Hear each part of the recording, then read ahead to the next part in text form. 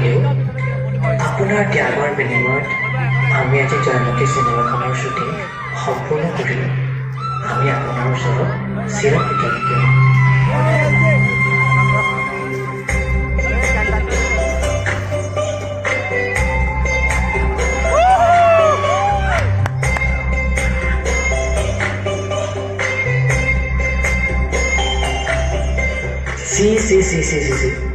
এগৰাকী ছোৱালী হৈ পৰপুৰুষক বঙহৰ বুলি সম্বোধন কৰি চিনেমা কৰি দেখুৱাব আহিছ।